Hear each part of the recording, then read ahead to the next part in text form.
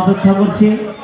এর মধ্যে গত 3 দিন আগে আমাদের কাছে সংবাদ আসে যে শিলাহাটি ট্রেন আজিমনগর স্টেশনে স্থায়ীভাবে যাত্রা বিরতি করবে এবং এই অসাধ্য কাজটি সাধন করেছে আমাদের প্রাণপ্রিয় নেতা সাবেক মন্ত্রী মরহুম ফজলুর রহমান পটল ভাইয়ের সুযোগ্য কন্যা গণপ্রজাতন্ত্রী বাংলাদেশ সরকারের মাননীয় সমাজ কল্যাণ মন্ত্রণালয়ের দায়িত্বে মাননীয় প্রতিমন্ত্রী ব্যারিস্টার ফারজানা শারমিন পুতুল।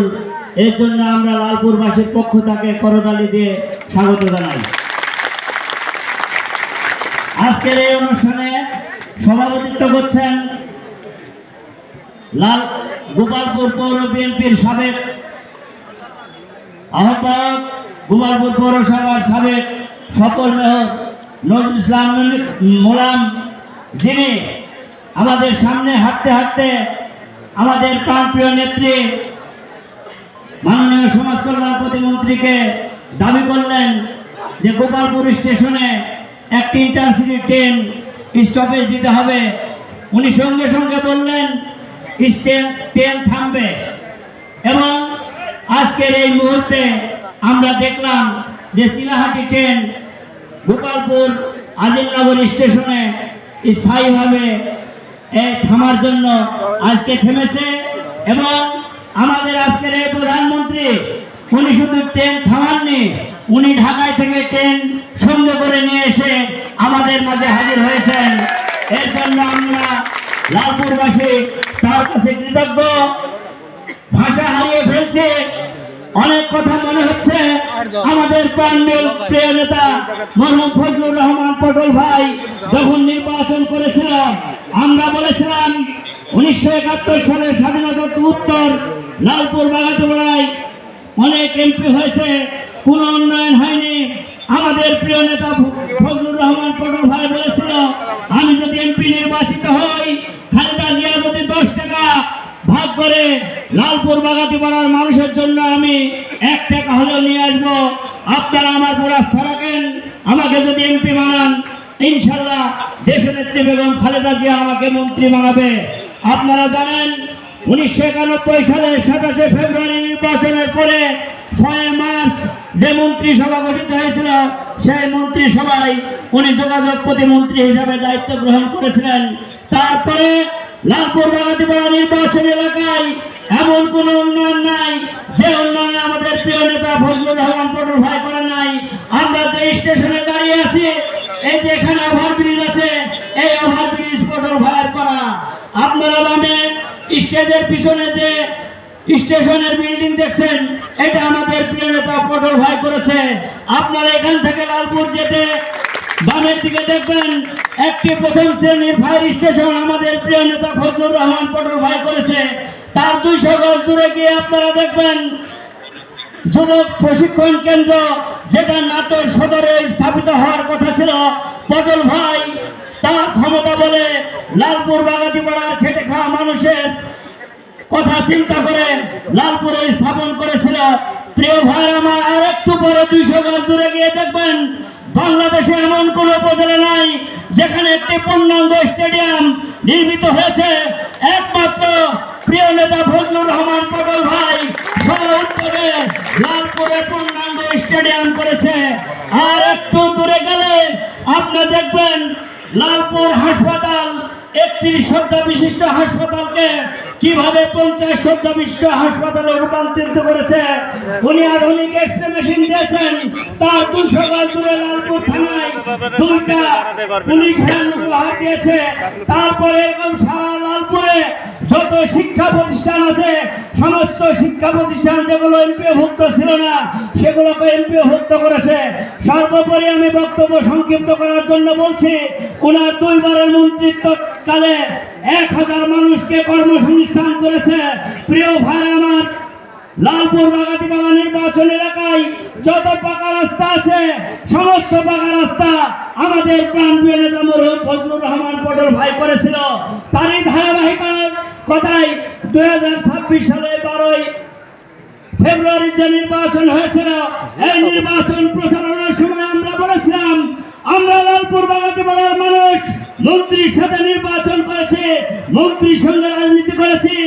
আপনারা এমন একটি মানুষকে নির্বাচিত করবেন যিনি মন্ত্রী হতে পারবে ইনশাল্লাহ। আমরা যার নির্বাচন করেছি আমাদের প্রিয় নেত্রী ব্যারিস্টার ফারজানা শারমিন পুতুল, দেশনায়ক তারেক রহমানের প্রথম মন্ত্রিসভায় উনি মন্ত্রিত্ব ছিনিয়ে নিয়ে এসেছে, লালপুর বাগাতিপাড়ার মানুষকে সম্মানিত করেছে।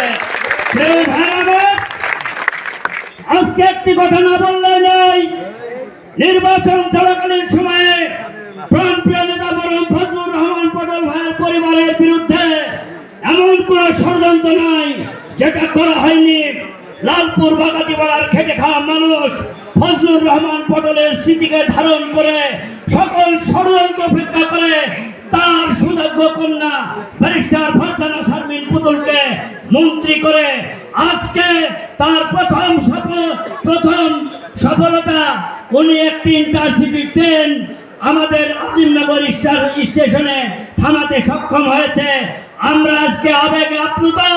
আমরা বিশ্বাস করি যারা নির্বাচনের সময় অপপ্রচার করেছেন, ধানের শীষে ভোট দিলে, ব্যারিস্টার ফারজানা শারমিন পুতুলকে ভোট দিলে মাদারীপুর চলে যাবে। প্রিয় ভাইরা আমার, যারা এই অপপ্রচার করেছেন তাদের সঙ্গে আমাদের কোনো কথা নাই।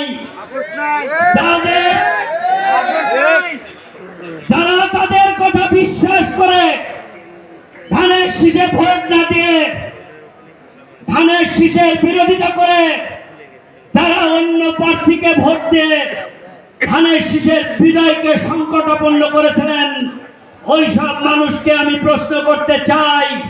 আজকে ব্যারিস্টার ফারজানা শারমিন পুতুল এমপি নির্বাচিত হওয়ার পরে, মন্ত্রী হওয়ার পরে সংবর্ধনা নেওয়ার জন্য মাদারীপুরে যায়নি। প্রিয় ভাইরা, ব্যারিস্টার ফারজানা শারমিন পুতুল তার মন্ত্রিত্বের কারণে আজকে শিলাহাটি ট্রেন মাদারীপুর কোন স্টেশনে থামায়নি। শুধু থামাননি, নিজে ওই ট্রেনের প্যাসেঞ্জার হয়ে ইতিহাসের সাক্ষী হয়ে আজকে লালপুর বাগাতিপাড়ার মানুষের মাঝে উনি এখানে উপস্থিত হয়েছেন। সুতরাং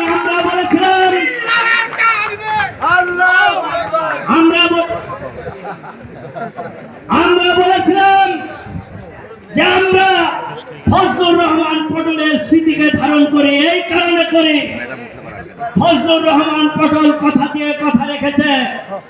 লালপুর বাগাতিপাড়ার মানুষের 1000 মানুষকে কর্মসংস্থান দিয়েছে। এই গাজীপুর স্টেশনে কিছুদিন আমরা খেয়াল করেছি স্টেশন মাস্টার থাকে না, সেই স্টেশনে আমাদের প্রাণপ্রিয় নেতা লালমনি এক্সপ্রেস, এখানে উনি প্রথম স্টপেজ দিয়েছিলেন, কপোতাক্ষ স্টপেজ দিয়েছিলেন।